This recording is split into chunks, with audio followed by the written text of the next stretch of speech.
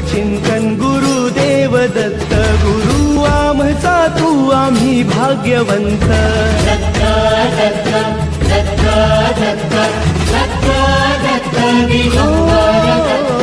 अवधूत चिंतन गुरुदेव दत्त, गुरु आमचा तू आम्ही भाग्यवंत.